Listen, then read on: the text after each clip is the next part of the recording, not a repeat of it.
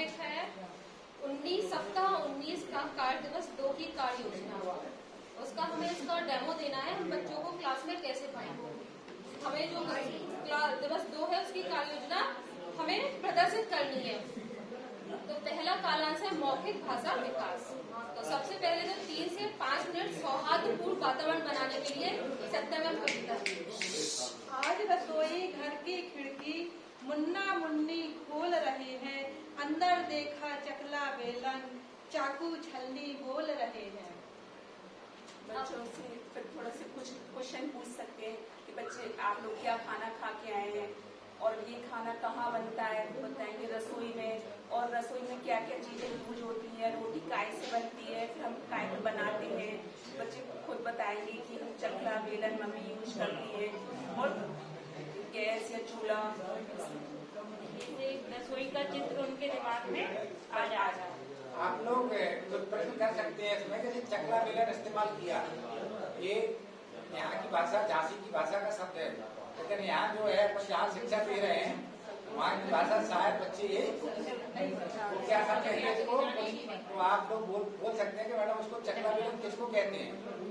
आप बच्चे हम चाहिए ना डेमोन्स्ट्रेशन चलो करा दी।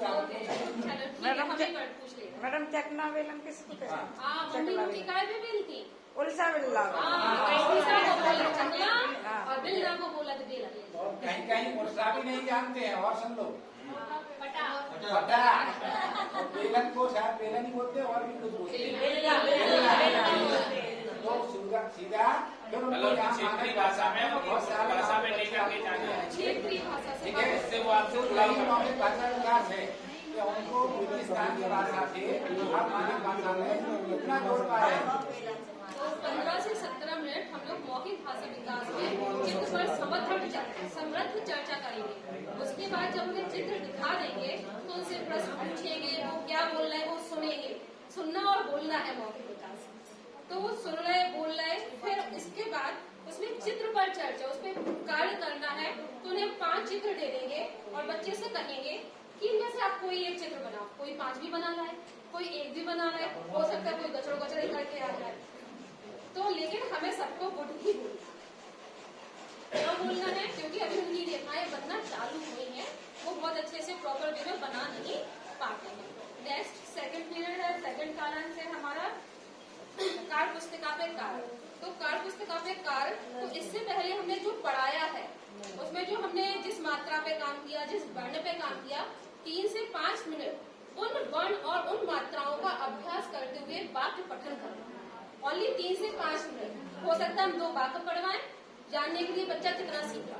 फिर उसके बाद आते हैं हम गतिविधि। जो कार्य पत्रक है उसमें 3 गतिविधि है।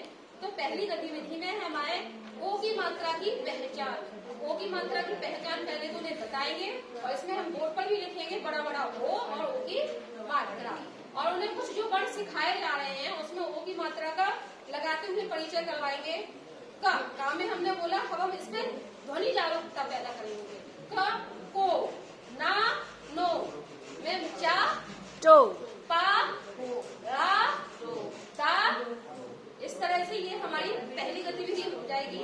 सेकंड गतिविधि है हमारा ओ की मात्रा से हल्के थोड़ी सरल वाक्यों का जो बनेगा उनका हमसे पठन करा रहे हैं। तो दूसरी गतिविधि पे हम छोटे छोटे वाक्य बोर्ड पर लिख देंगे। आप 1 by 1 या हाथ ऊपर करो कौन पढ़ पाएगा, सामूहिक रूप से नहीं पूछेंगे।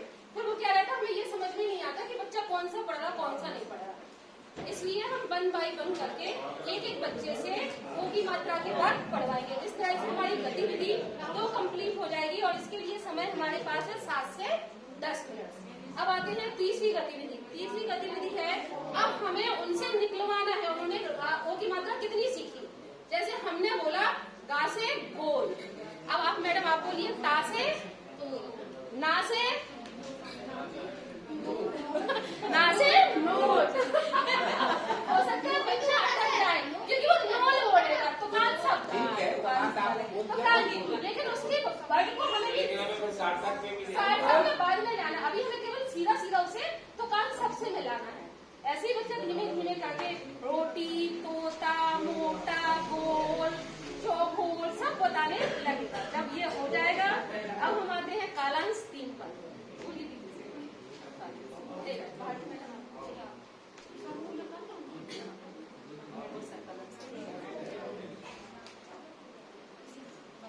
ये कालांश 3 है पठन अभ्यास पर कार, जो हम बच्चों को पढ़ा चुके हैं वो भी मात्रा है। अब हम इसी पर दोबारा हम अभ्यास कराएंगे। जैसे कि हम कई वर्ड बोलेंगे वो भी मात्रा वाले, जैसे रोटी गोल गोल, सेब गोल, मम्मी की बिंदी गोल, कुछ भी ऐसे तो बच्चे भी बोलेंगे शब्द।